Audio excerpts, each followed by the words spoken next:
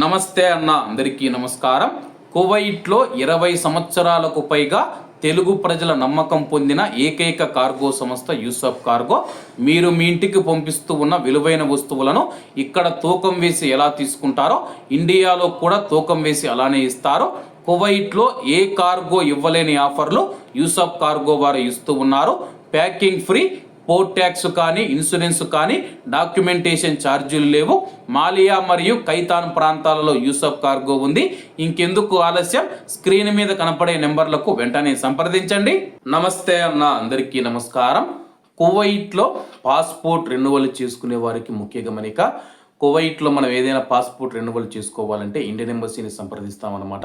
Indian ఎంబసీలో ఒకసారి మనం application దరఖాస్తు చేసుకున్న తర్వాత పాస్పోర్ట్ రెన్యువల్ కోసం, అలాగే దానికి సంబంధించిన పోలీస్ వెరిఫికేషన్ మనం చూసుకుంటే ఇండియాలో జరుగుతుందన్నమాట. కాబట్టి కువైట్లో ఉన్న మన భారతీయులు ఎవరైతే ఉన్నారో ఆధార్ కార్డులో ఏం పేరు ఉందో, ఏం పుట్టిన తేదీ ఉందో పాస్పోర్ట్లో కూడా అదే ఉండే విధంగా చూసుకోండి. అలాగే మీరు ఎక్కడ ఉంటూ ఉన్నారో పాస్పోర్ట్లో కూడా అదే అడ్రస్ ఉండాలన్నమాట. తాజాగా ఒక ఆమె రాజంపేటకు సంబంధించిన మహిళ అయితే మనల్ని సంప్రదించడం జరిగింది. అన్న, నేను ఇండియన్ ఎంబసీలో అయితే పాస్పోర్ట్ కోసం రెన్యువల్ కోసం అప్లై చేశానన్నమాట.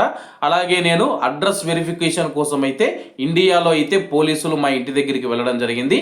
అలాగే అది పాత అడ్రస్ అన్నమాట. పాత అడ్రస్ అని చెప్పేసి ఆ అడ్రస్లో మేము లేమని చెప్పేసి పోలీసు వారు వెరిఫికేషన్ సంబంధించిన తర్వాత ఆ యొక్క రిపోర్టు ఇండియన్ ఎంబసీకి పంపిస్తే నా యొక్క పాస్పోర్ట్ రెన్యువల్ అయితే నిలిపివేశారనమాట. ప్రస్తుతం నేను ఏం చేయాలని చెప్పి అడిగితే కానీ దానికి సంబంధిత అధికారులతో మాట్లాడి దానికి సంబంధించిన రెన్యువల్ ప్రాసెస్ను పూర్తి చేసుకోండి అని అయితే నేను చెప్పడం జరిగిందనమాట. కాబట్టి కువైట్లో ఉన్న మన భారతీయులు ఎవరైతే ఉన్నారో మీరు ఇండియన్ ఎంబసీలో పాస్పోర్ట్ రెన్యువల్ చేసుకున్నప్పుడు మీ పాస్పోర్ట్లో ఉన్న అడ్రస్కి అయితే పోలీసులు వెరిఫికేషన్కి అయితే వెళుతూ ఉన్నారన్నమాట. పోలీసులు వెరిఫికేషన్కు ఇండియాలో వెళుతూ ఉన్నారన్నమాట. ఇండియాలో వెళితే కానీ మీరు ఆ యొక్క అడ్రస్లో లేకపోతే కానీ వాళ్ళు పంపించే రిపోర్టు ఆధారంగా ఇండియన్ ఎంబసీలో కువైట్లో మీ యొక్క పాస్పోర్ట్ రెన్యువల్ అయితే జరుగుతుందన్నమాట. కాబట్టి మీరు దరఖాస్తు చేసుకున్న వెంటనే మీ యొక్క పాస్పోర్ట్లో అడ్రస్ ఏదైతే ఉందో ఆ యొక్క అడ్రస్లో మీరు ఉంటే ఎటువంటి ప్రాబ్లం లేదు.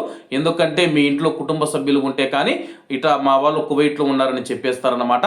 మీరు ఆ యొక్క అడ్రస్లో లేకపోతే కానీ సంబంధిత అధికారుల దగ్గరికి ఇండియాలో ఉన్న మీ యొక్క కుటుంబ సభ్యులను పంపించి, సార్ ప్రస్తుతం మేము ఆ యొక్క అడ్రస్లో లేము, ప్రస్తుతం మేము ఈ యొక్క అడ్రస్లో ఉండామని చెప్పేసి పోలీసు వారికి తెలియజేయాల్సి ఉంటుంది.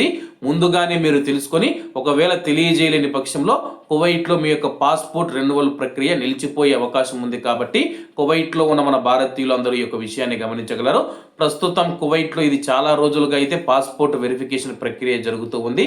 ఒక ఆవిడ మనల్ని సంప్రదించడంతో ఈ యొక్క విషయం మీకు కూడా నేను చెబుతూ ఉన్నాను అనమాట. కాబట్టి పాస్పోర్ట్ రెన్యువల్ చేసుకునేటప్పుడు మీరు కూడా ఇటువంటి ఇబ్బందులు పడి ఉంటే కామెంట్ రూపంలో తెలియజేయాలని కోరుకుంటూ అందరూ బాగుండాలి, అందులో మనం ఉండాలి. అందరికీ నమస్తే అన్న, జై హింద్.